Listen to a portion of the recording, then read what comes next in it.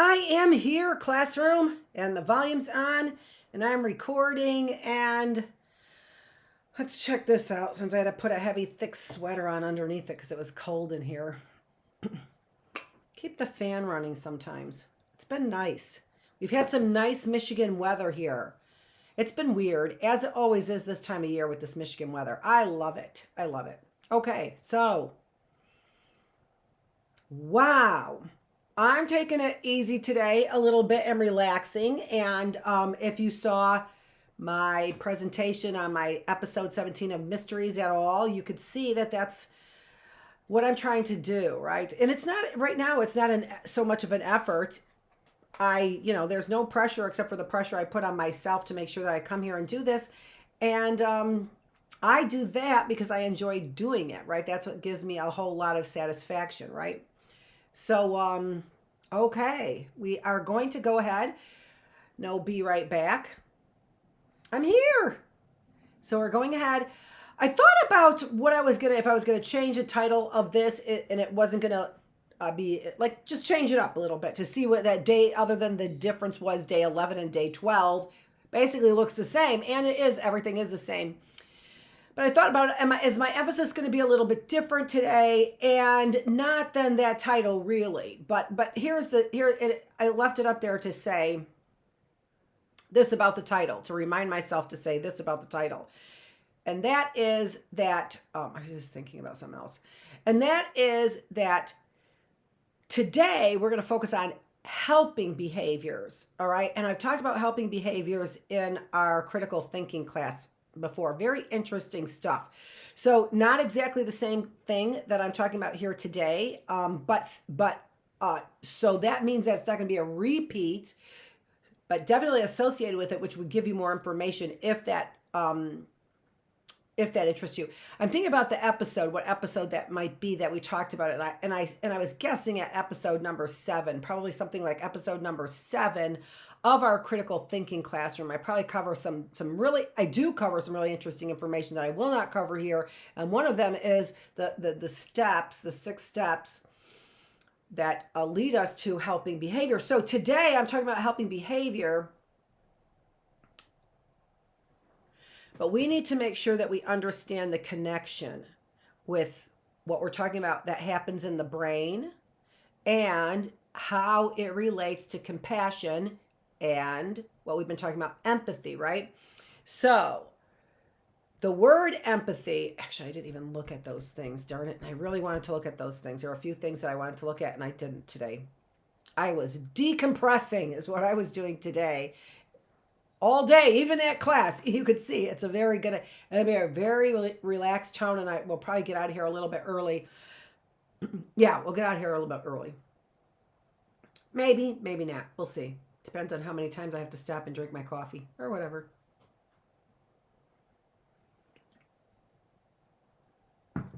So, what we have been really emphasizing, what I've been emphasizing, is the concept of empathy.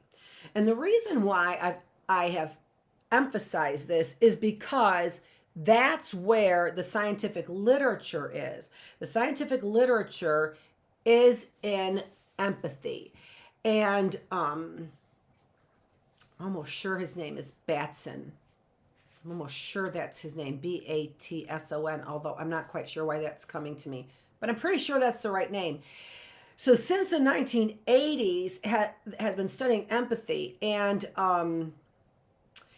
the studies in empathy, and this is very interesting for our spiritual classroom, because what I have seen and what drew me, if to be honest, what drew me to psychology in the first place is that I have seen an undertone of an argument that interests me, and it's a question of we call it nature versus nurture in psychology. And that's a great way to express my interest in that question, because there's so many tentacles. It reaches out and touches so many things. So the very first thing I noticed in studying nature versus nurture, so if you don't really understand that concept, we say it so often, we want to think about what those words really mean, right? And then why am I having them in the spiritual classroom besides, right? So when we're talking about nature, we're talking about what is part of our DNA, right? What is part of our biology, all right?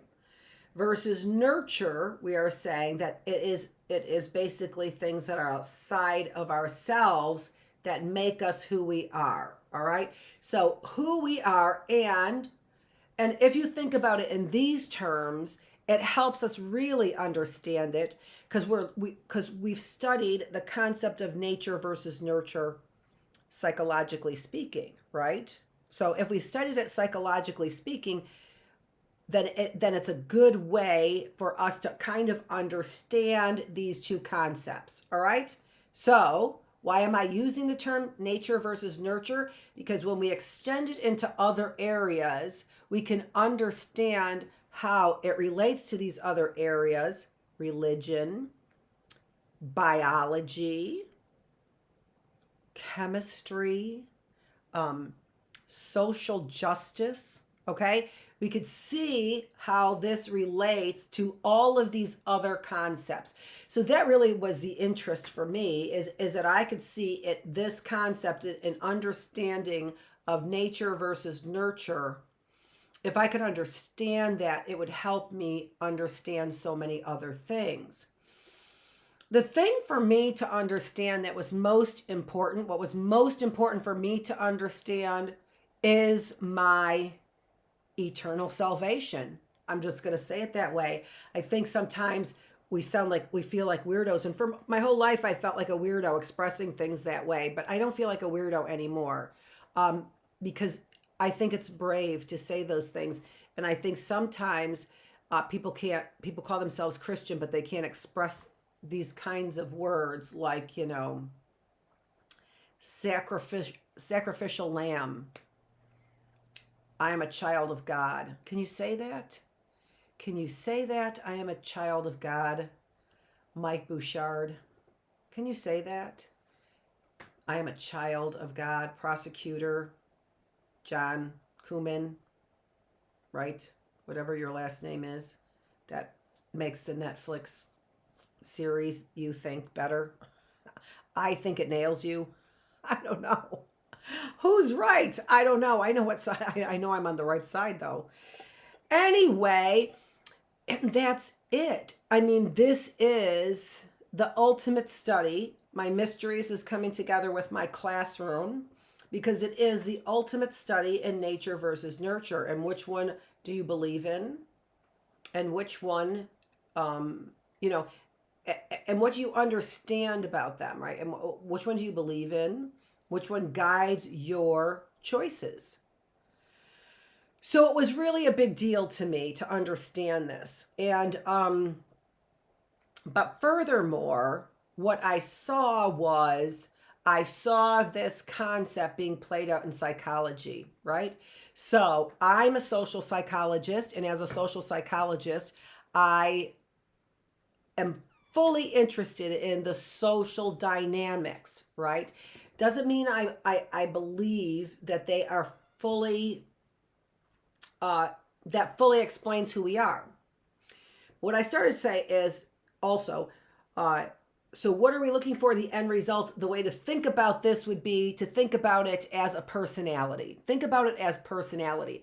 So does personality develop because of our biology, our DNA, or does personality develop because of our environment, right? So the Netflix series Making of a Murderer, right? Are we ever going to get to the end of that, or are you guys waiting for the end? I have no idea. What is this, an infinite story? I don't even know.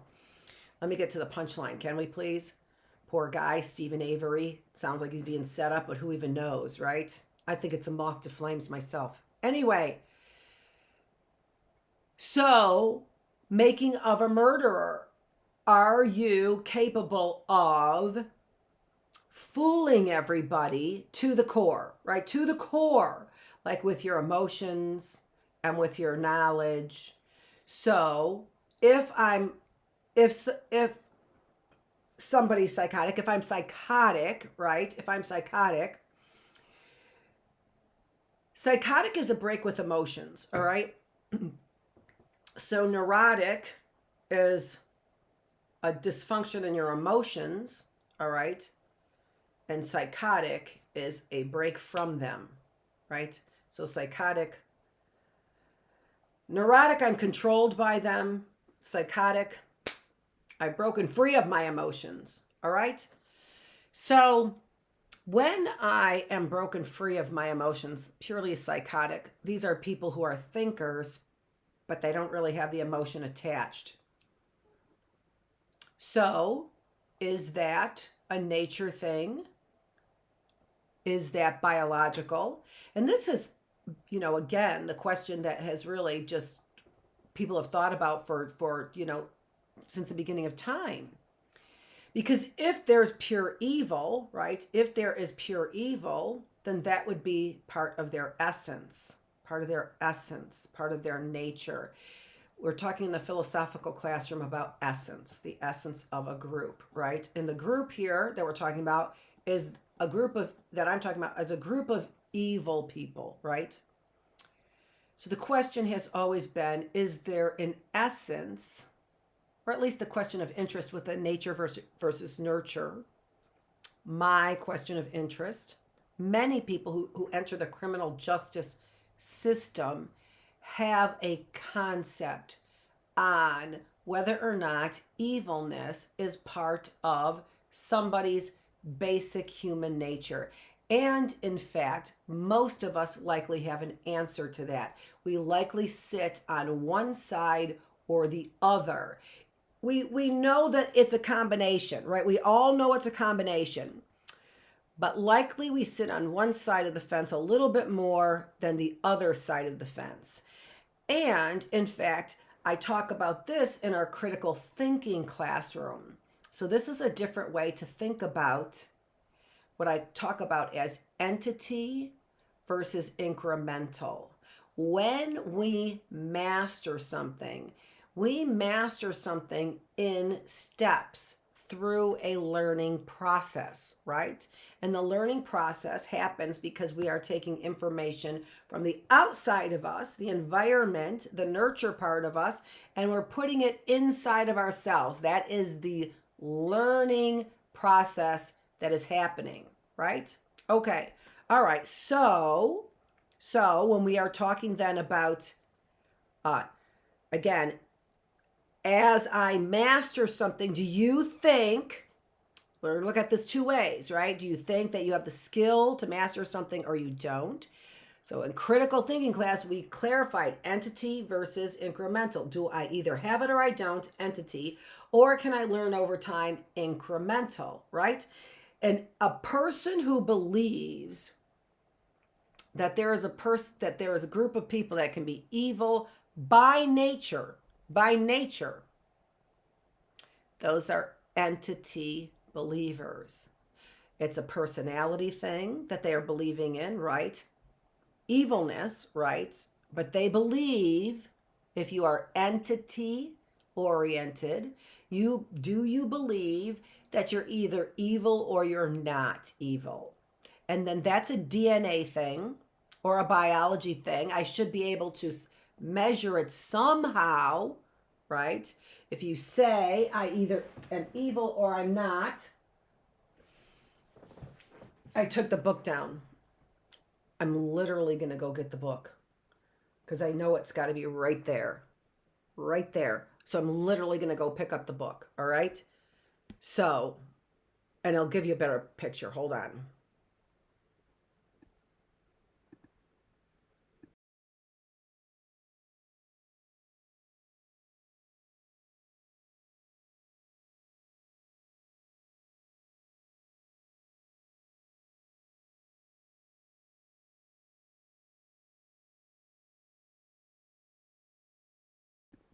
Okay, I told you it was right here. I saw it, and it was.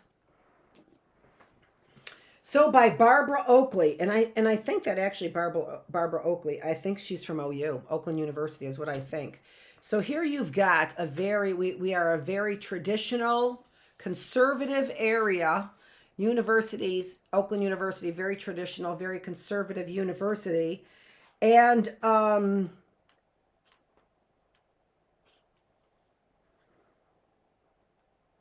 Yeah, Rochester, Michigan. Yeah. And the author of this book is from this conservative area. So Barbara Oakley wrote this book on evil genes. And as you can see here, she's even got that great picture there of what? Of Satan in the Garden of Eden, who beguiles Eve. And we know what beguiles means, don't we? Over there on Shepherd's Chapel. I do. So, right, and we've got the what is that? That like the apple, which it wasn't. It was not an apple, right? Eat from the tree of the knowledge of good and evil is what it was. But anyway, look at what it says here. So, why Rome fell, Hitler rose, Enron failed, and my sister stole my mother's boyfriend.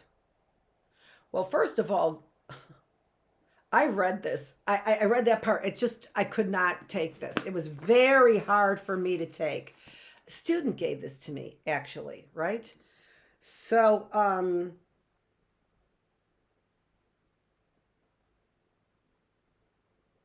don't know.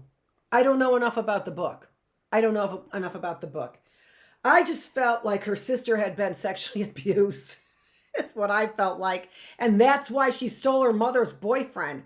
Hello, there's reasons people do things. Might we examine them? There's a reason why somebody might scream or yell at their neighbor. We might want to examine that. But anyway, we're talking about things like nature versus nurture. So this has always been my interest in psychology. And in psychology, as a social psychologist, we do put an emphasis on the nurture part, the environment part. We see the pressures of poverty. We study it, right? We study the pressures of abuse. We study the pressures of divorce and then the outcomes on children. We study things like what happens when you talk to your children about the ability to have sex changes or misunderstand your sexual orientation at 5 and 6 years old. We study the ramifications of that. Hopefully, we are also not the people who are manipulating those situations, right? But often we are. Of course we are. We shouldn't be, right? But I have seen often we are. And for what purpose? Often I see it for self-serving purposes. Why are we, manipulating things and manipulating people in certain ways that I'm seeing that they are self-serving? Okay, so why did I get into this? Why did I get into it? Psychology. The nature versus nurture aspect of this has always interested me. But more than that, what I see is I see that there are theorists in science, in all of our sciences, but for me in particular, in psychology, that favor one or the other, right? Favor the concept of biology being the reason for our personality, or favor the idea that our personality comes from our society, our environment. I saw that theorists in psychology favored one or the other. And this is where you begin to see the biases. But it was still very interesting. And the reason why it was so interesting is because I could see the battles, the internal battles. That Freud is a perfect example.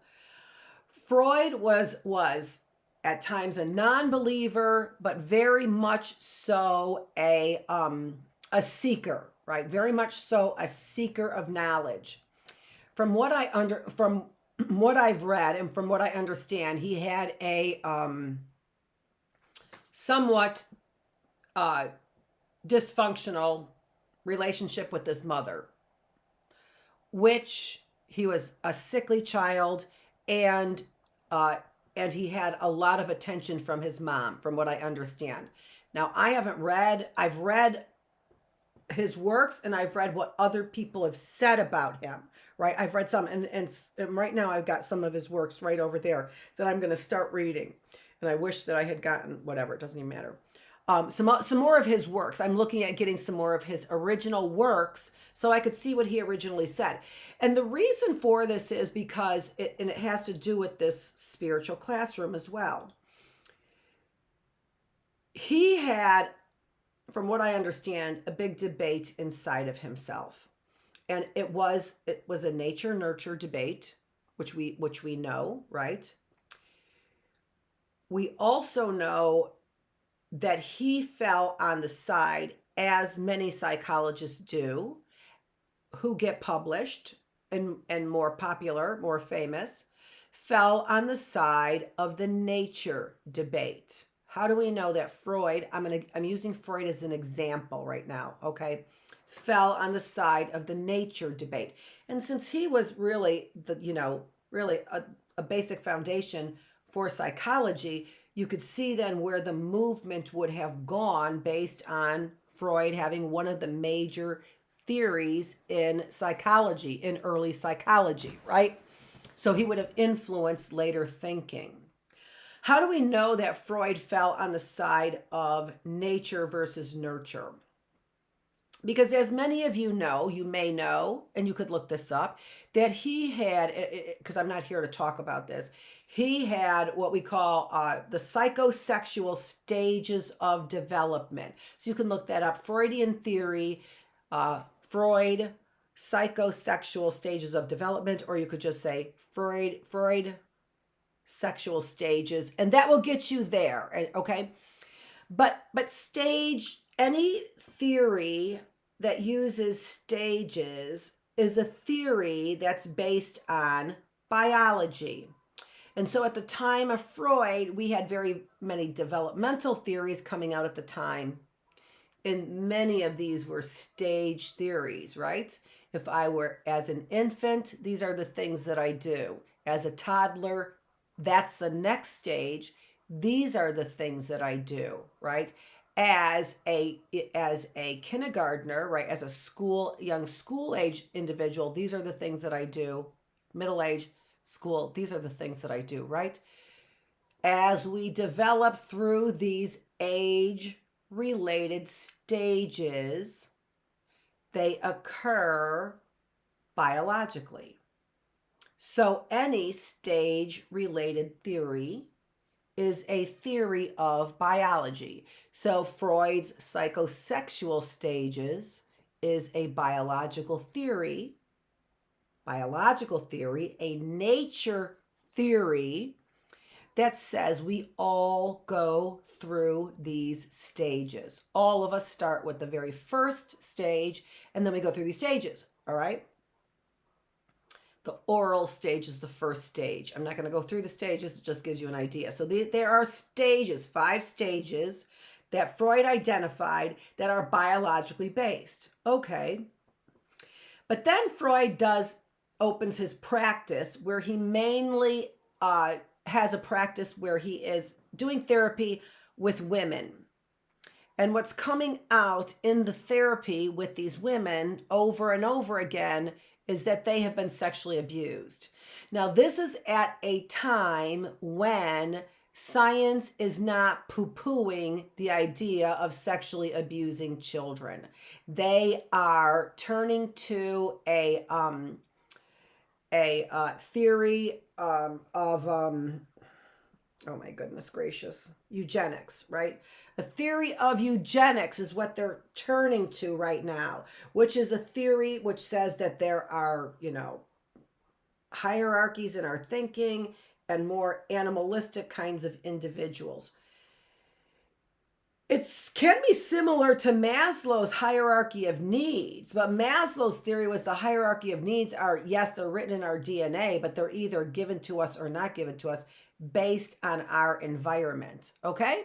All right, so during this time, we have got a lot of scientists who are non-believers and who believe in theories of eugenics, which are theories of a superior race.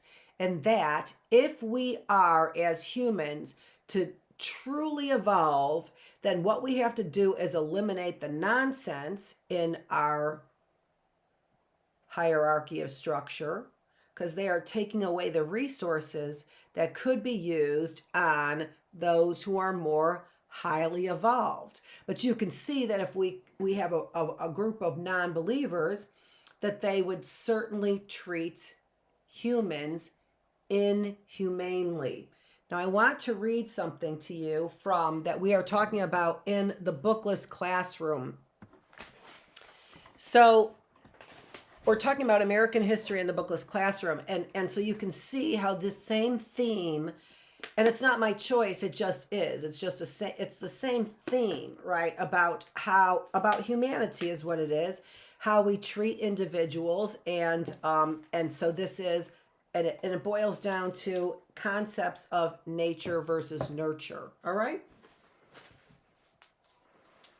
I don't have my glass. Oh, there they are right there. Hold on. They're right there.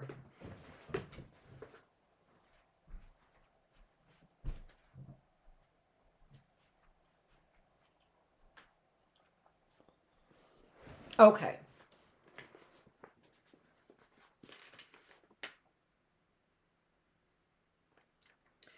This is such an extraordinary quote. So this is a book that I'm using for me in our American history class, which is our Bookless classroom. We're talking about American history right now.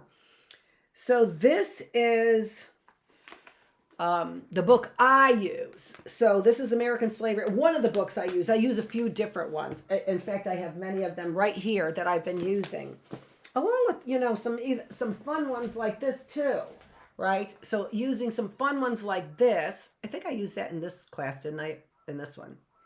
Yeah, I did, to demonstrate one of the mindful meditation exercises, right? Yes, I did. But I use many different ones. So here I have W.E.B. Du Bois, The Souls of Black Folks, The Conquest of America by Todorov. I know that's an impression Russian author. And then I've got some psychology, so in indigenous psychologies. And this actually is some of the cultures that they studied, and I didn't realize that they had studied these as early as they had, some of these indigenous cultures here. So I might have said this to you before. So I've got Latin America right now, Filipino, understanding the culture of American Indians, understanding Russian culture, Polish psychology, Greek psychology. How about that? All the things we don't know about the different cultures. Why? Well, let's go back to eugenics and the idea of eugenics, which is kind of what we're talking about here, and the idea of nature versus nurture. So I'm laying the foundation of the importance of all of this. And since it's a spiritual class, this is what we're going to do in this class.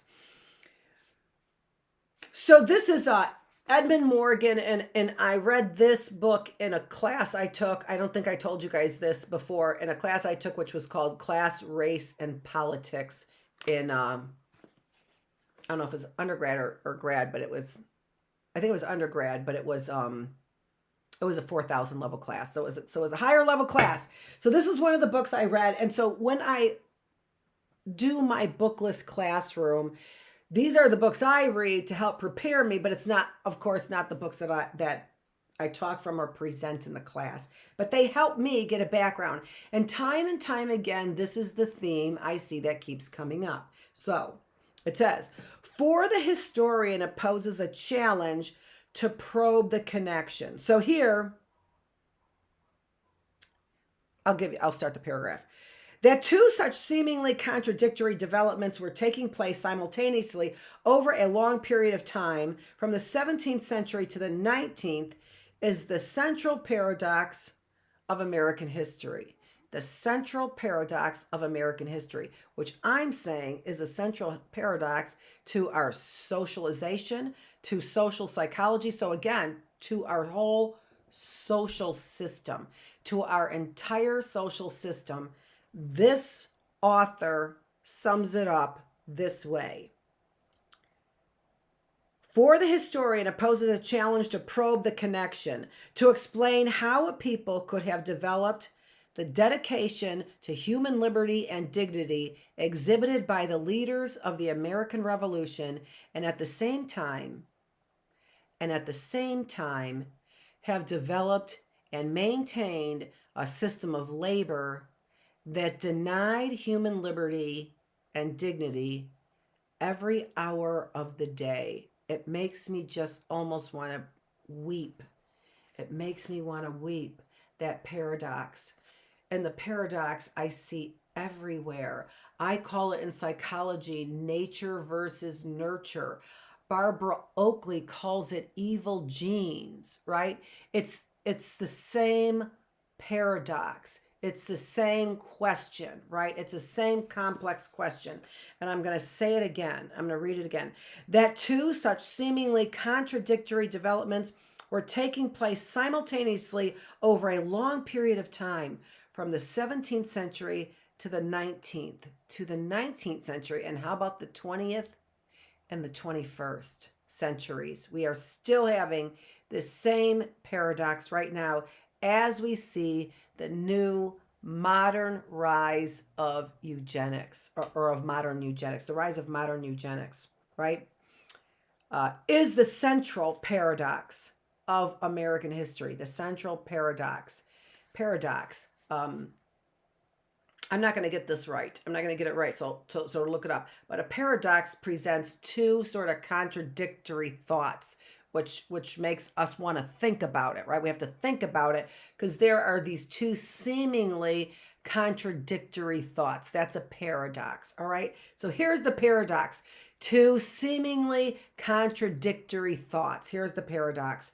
For the historian, because this is American history that I'm talking about, right? For the historian, it poses a challenge to probe the connection, to explain how a people, so this is during slavery time, this is colonization of Virginia, colonization of Jamestown, to explain how a people could have developed the dedication to human liberty and dignity exhibited by the leaders of the American Revolution. Read a story about George Washington, and you'll read a story that's about a real leader. That's about a real leader, a real warrior, a real soldier. Read that story.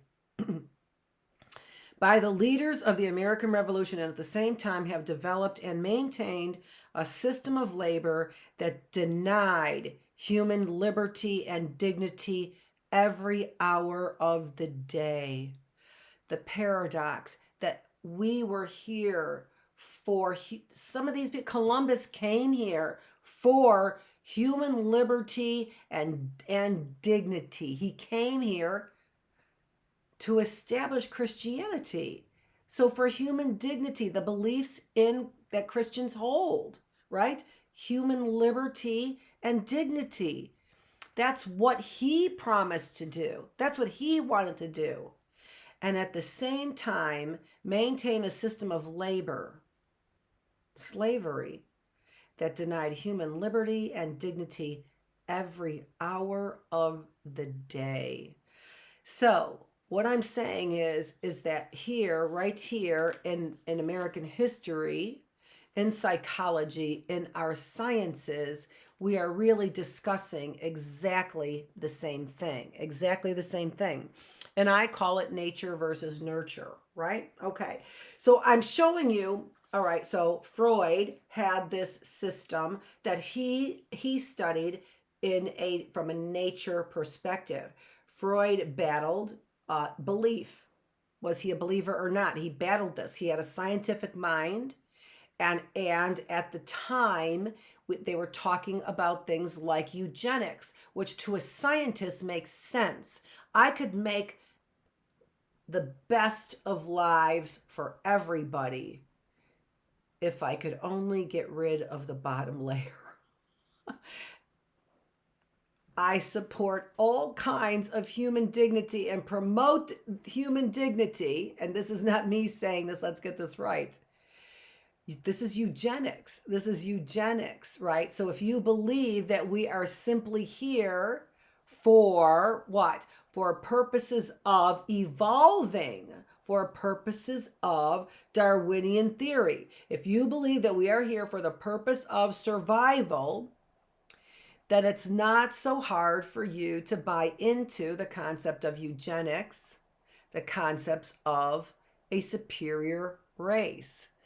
But how would you not eliminate human dignity in the effort to make this world better for what? Those who are more highly evolved versus those who are less. And in this society, because we're not so highly evolved, what that amounts to is the rich or the poor. Who's getting health care? The rich or the poor? Well, can you afford now to get your vaccine if you want it? You better hurry up, because it's going to be in the hands of a bunch of criminals, right? And isn't that what they want you to do? The last few people that didn't get vaccinated, now they want you to worry about it, right? That the price may skyrocket, and then what's going to happen if you need the vaccine, right? So a whole system in place, right? And it's all about this concept of nature versus nurture. So again, what we see then is, from Freud as an example, trying to build this scientific literature base that says we what? And especially because the beliefs are so deep-seated that we have what? Evil genes or not, right? What is it? What is it that some people have? And then does that make them, have an evil entity in psychological terms, right? So they have an evil entity. And if that's the case, then what? Then there is no redeeming those people, right? If that's what you believe. So you can see how we can go down a road of excusing our human indignities because some people are evil. Isn't that the road we're down right now? That I can perpetuate human indignities because I believe some people have evil genes, that they cannot be saved, right? That they are irredeemable. They are irredeemable. Is that possible? And then when you think about that, then who's the judge? Then all of a sudden somebody becomes a judge, right? And if they believe that it's part of your essence, philosophical classroom, part of your human nature, what do you do with those people, right? But what we see, and what I've seen as a social psychologist time and time again, is this nurture aspect. So even Freud, back to Freud, had this battle. He had this internal battle. Because who was coming to him? Women who were sexually abused as young children. At this very same time, there is a plethora of literature out there that is saying that, and I'm trying to think of the person's name, and all of a sudden I can't think of his name, but it begins with a K. I'm almost sure it begins with a K, but I can't think of it. Is putting out this scientific literature that says it doesn't bother children, that there is no long-lasting effect of sexual abuse. So you've got this, and in fact, it was a psychologist. No, it wasn't. It was a zoologist, some weirdo freako is who it was. And he was a sexual freak, is now putting out in scientific literature, psychological literature, saying that sexual abuse does not bother young children. Now, at the very same time, Freud is, in his practice, although he believes this nature aspect of people, is finding out in real time these women are damaged, and they are damaged from past childhood sexual abuse. You have Freud in this scientific community here with scientists who are believers now in eugenics, because that is the popular movement at the time in the 1930s. This is the popular scientific movement. Why wouldn't we build a superior human race? This is fascism. This is the rise of fascism. We call it eugenics, right? It just a different term. It is the rise of fascism, the belief that there's a hierarchy and some people are better than other people. It's a utopian thought as far as getting to the top, getting to people to evolve, right? It's a utopian thought and getting people to evolve to being their best, their highest, right? But it can't escape the human indignities that that kind of thinking has to create, right? I'm better than you because I am superior in some ways. The Christians thought that they were better, right? Because of their Christianity.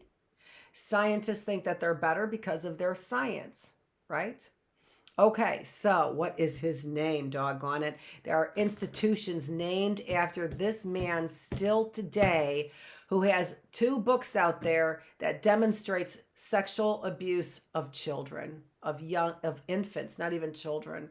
So he has scientific demonstration of data that he collected that clearly demonstrates the sexual abuse of children, and we have scientific buildings and institutions named after this person. And why can't I think of his name? Likely because I'm not supposed to think of his name right now. Because as I've said in the spiritual classroom before,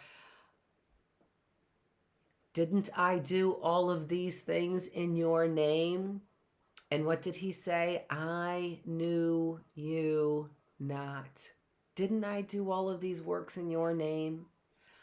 I knew you not. Names are becoming so important. I'm noticing the importance of names. And I know part of this is just a Netflix special, basically. But there's still an importance in names. I know that. So all of that, and we haven't even gotten yet to the part that is most important here, which is what I'm trying to build here is that there are few scientists who went in the area of studying this. That's not true because we had a whole area of social psychology. So we had a whole area of social psychology that is studying the environment and the impact that the environment has on people. But what they're not studying is they're not studying these major personality components that actually do lead to this higher being, right? So what does that mean? Well, we know here we're in the spiritual classroom. We know what that means in the spiritual classroom, right? So that means things like responsibility, wisdom, courage, fortitude, caring, honesty, diligence, altruism, putting other people before ourselves, right? So we know those are the things that we are most important to building this sort of evolved human being. That if we are to evolve, we know that it has everything to do with maintaining human dignity. We know that as spiritual beings, as Christians, we know that that is the most important thing. And so as we've said in this classroom, that is where we click into consciousness, right? That's where we click into consciousness. Exactly at that point, and I've said this in different ways, exactly at the point where we are in the midst of a situation right now. And we can choose to go on autopilot in this direction. Our studies on helping and empathy have been since the 70s and 80s, right? Okay.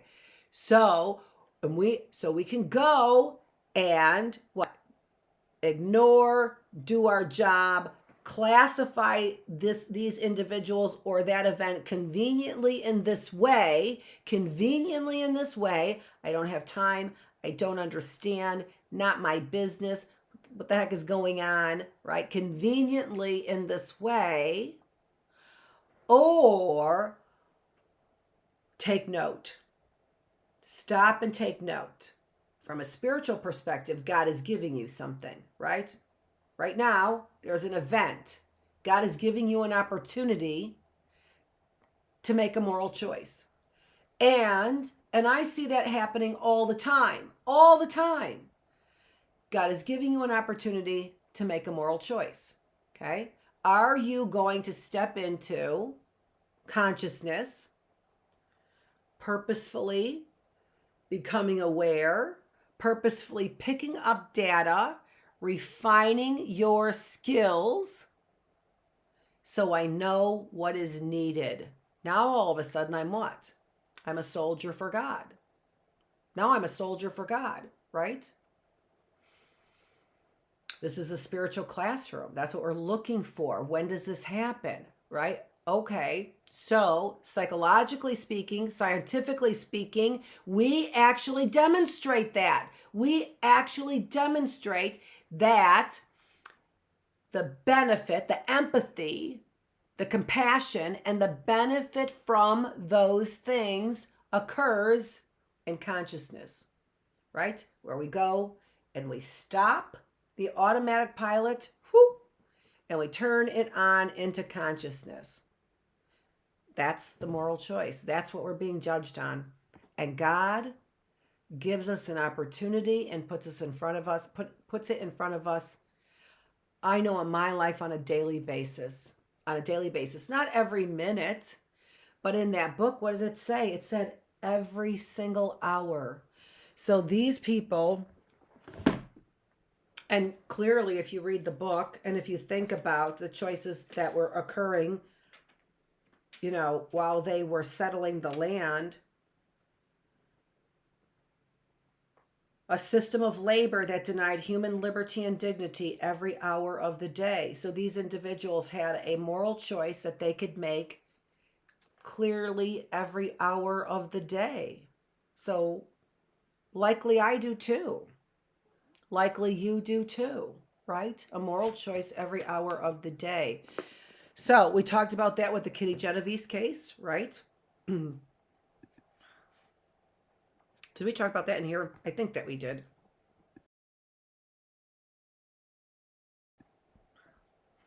We were also talking about that though. Yeah, I know it was in this class, right? How people could not have responded. We talked about the PNS here, right? And the importance of instigating that. And so here on these slides, what we're trying to point to is that there is a nature aspect to this, to our choices.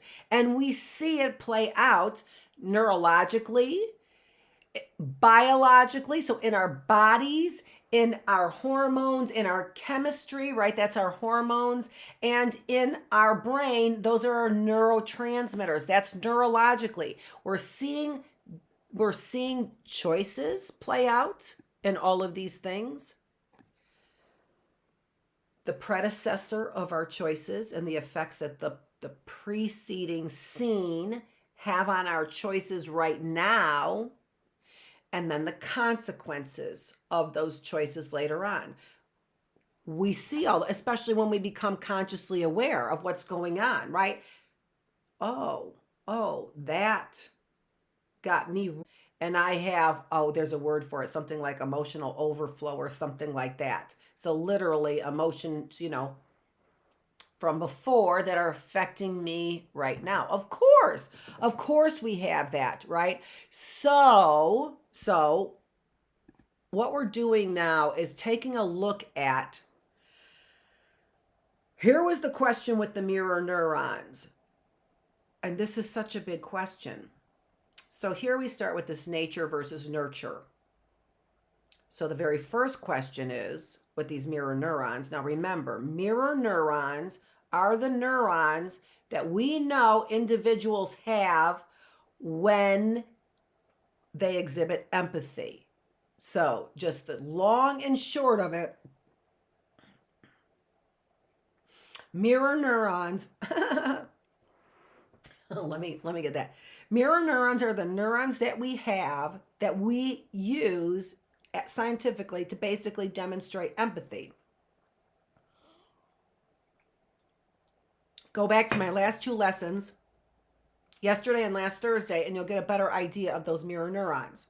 Okay, so what is this long discussion about nature nurture thing? Well, spiritually, it's a big deal because it's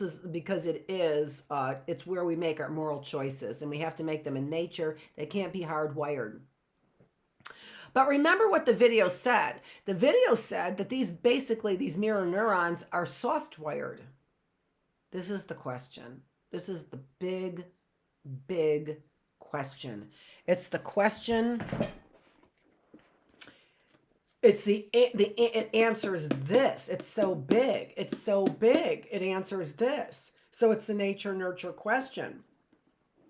And as a spiritual person, you already have the answer, right? Because if I have to make a choice, a moral choice, to come into reality, to make my moral choice, it's got to be a nurture. It's not saying there isn't biology, and that is the danger of it all. So let's look at it just one more time with these mirror neurons so we can pull this concept together, all right? So these mirror neurons are demonstrating empathy. Go back and we can see the demonstration from yesterday, Wednesday, and last Thursday. They demonstrate empathy. But the question here is are they on board when we're born or not? Are they part of the nature of us automatically? And that's a question we don't know.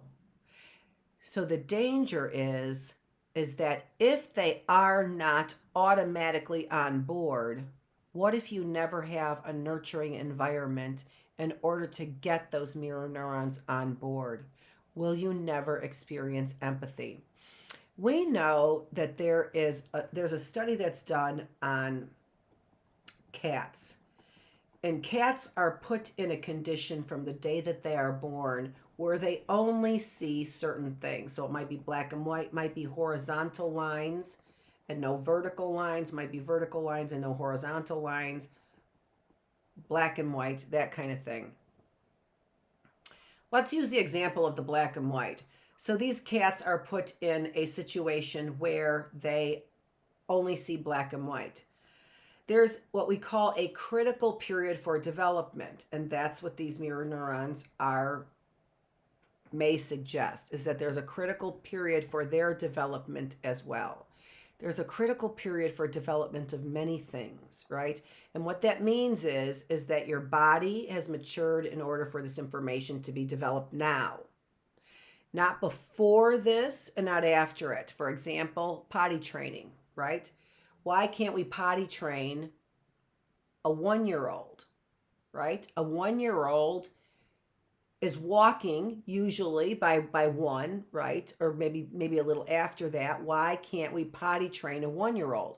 Because a 1-year-old can't hold their potty. They can't hold it. They need physical muscles and memory and understanding of that feeling, right? In order to learn to hold it. They're not old enough to hold it. It's a maturation thing. So why shouldn't we be discussing things like sexual orientation to a 5 or 6-year-old? Because there is not cognitive and emotional development that has to take place for them to truly understand that. And we don't know all the chemicals involved or the neurons involved, right? Or even the muscles and, spinal cord messages that are involved. We don't understand all of that, but we do know that it doesn't happen at 8 months or it doesn't happen at 12 months. Usually happens between the ages of 2 and 3 is when it usually happens, right? The same thing with our understanding of these mirror neurons. Do these mirror neurons, are they on board? Can we kill them if we don't have if we aren't exposed during this critical time. So these cats are, during this critical period, only of eyesight development. Very early on, we begin to recognize shapes and colors and distinguish colors, right? What if during this critical period they only saw black and white? Well, what we found out is that the cats never developed receptors in their eyes for color. If, as I'm saying in my mystery series in particular, that people who believe in eugenics are experimenting on lower class people, and in particular women, and making them vulnerable, are they testing to see things like mirror neurons? When do they turn on? When do they turn off? And can we manipulate those mirror neurons? Those are the things that I believe that are going on in this spiritual battle. And even though I want to believe that they have evil genes in order to do that, somebody really taught them to think that way about people, right? They taught them to think about their own driving needs as opposed to the indignities that they're causing other people. This is Dr. Annette Feravich, and this is The Classroom. Thanks for joining me. We haven't even gotten to the next slide yet. Thanks for joining me here in The Classroom. I will be back on Tuesday, and hopefully I have it written down, but I am kind of decompressing a little bit, so I took it easy today. We were here for the whole full time, but hopefully I'll come back and I'll show you a picture of that cat experiment to give you a visual that the cats didn't have, apparently. All right, this is Dr. Annette Feravich. I'm the teacher. This is The Classroom. Thanks for joining me.